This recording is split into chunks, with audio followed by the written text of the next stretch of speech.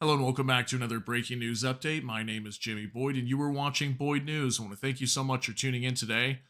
I've got some breaking news coming out here for you. So, yesterday we had reports that Russia was deploying some warships to the Red Sea and that they had actually entered the Red Sea. Very big news. And I think a lot of people were wondering, well, why would they do this? And that's why I put questions arise about Russia's intentions in the Middle East amid heightened tensions and with Russian forces establishing new observation posts along the Israeli Syrian border. So I have some reports here that supposedly Russia's setting up an 11th observation post near the Golan Heights area of Syria.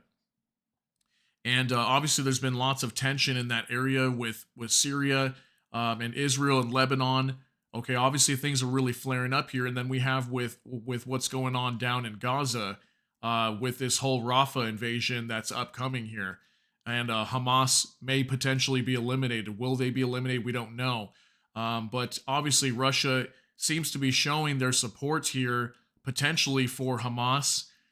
And it makes you wonder too why they're going into the Red Sea, because we just had a report in the last week that the Houthis claim that they would not attack Russian and Chinese ships in exchange for political support. So I've got some information we're going to go over here to kind of figure out what may be the reasons why Russia is deploying these warships to the Red Sea at this time. So I have an article here from I-24 News, and it says Russia raises stakes with moves along Israel's borders. Analysis: while relations have experienced strain since October 7th, they have not reached a breaking point, leaving room for potential diplomatic maneuvers in the near future. And it says here, zoom in a little bit, as Russian warships from the Pacific Fleet enter the Red Sea amid heightened tensions, and with Russian forces establishing new observation posts along the Israeli Syrian border, questions arise about Russia's intentions in the Middle East. The Russian Ministry of Defense announced that a missile cruiser and a frigate have crossed the Bab al Mandeb Strait and reached the Red Sea amid ongoing Houthi attacks, though the purpose of their mission remains unclear. So we're not sure exactly what the reason is. They have not come out and stated that.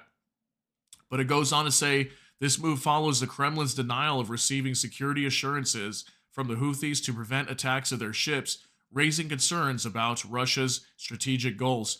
So apparently, according to this, that even though we've got reports that the Houthis stated they would not attack Russian and Chinese ships, apparently the Kremlin is denying the fact of receiving security assurance from the Houthis that their ships would not be attacked. So that's interesting. Simultaneously, Russian forces continue to expand their presence in the Syrian Golan Heights, with plans to inaugurate an 11th observation post soon. The recent surge in Russian involvement in the region, particularly concerning Israel since October 7th, prompts two main interpretations. So let's read about this. Firstly, Russia appears to be asserting itself in the Red Sea, aligning its actions with its rhetoric. By deploying ships to the Red Sea amidst escalating tensions, Russia is signaling its willingness to engage in the volatile maritime arena, potentially altering the dynamics of the region significantly. So, could that be one of the reasons? Are they signaling here that they're willing to get involved in what's going on over here? I don't completely see why they would do that, but obviously they have some interest here in this region, and they obviously don't like Israel. And then think about this too. There was lots and lots of reports coming out that it was possible that Israel conducted this terror attack inside of Russia just a week ago at the Crocus City Hall. Okay, many people were believing that it was potentially Israel that launched this attack on Russia. So could that be part of the reason too? Because Vladimir Putin, the president of Russia, was coming out and saying that it was the U.S. and the West and Ukraine that was involved here. But what if that's a deflection to basically say that, hey, this is actually Israel that did this? Could that be a reason? I don't know. I'm just speculating. Moreover, Russia's increased presence along the Israel-Syria border could serve to bolster its position in the event of a broader conflict, positioning itself as a key player in the regional affairs. So yeah, imagine if the war started to break out in Syria and Lebanon. Obviously, if Russia is involved in that area, could they get involved here? I think that's what this report's trying to say. The second interpretation suggests that Moscow is sending a clear message to Jerusalem.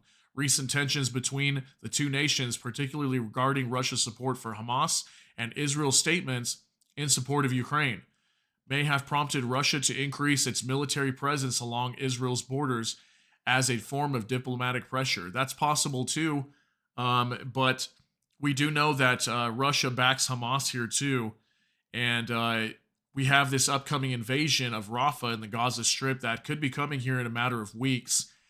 And I believe that this region is really going to flare up as soon as they go into Rafah here, because this could be potentially the end of Hamas. We don't know for sure yet, but that's the Israel's stance here, and their goal is to eliminate Hamas whenever they move into Rafah. These developments underscore the need for the Israeli government to reassess its strategic relationship with Russia. While relations have experienced strain since October 7th, they have not reached a breaking point, leaving room for potential diplomatic maneuvers in the near future. So here's a picture of, says missile ship deployed by the IDF in the Red Sea area on October 31st. This was last year. So, yeah, definitely raises some questions here and some eyebrows as to why Russia would be deploying any warships to the Red Sea. Is definitely strange. But obviously they've got a reason for this, and they're not announcing what it is. But let me know what your reasons might be down in the comments. This is definitely an interesting story, and I'm sure this will develop. If we get more information, I will definitely update all of you on what's going on here. And I'm sure there's a major reason for it.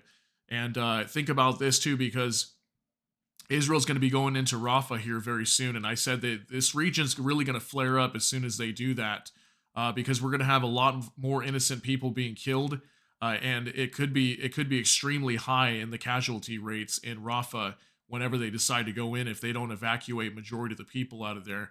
And also, Hamas is, Hamas as an entity could be erased here. Okay, if they move in and they destroy Hamas, it could happen.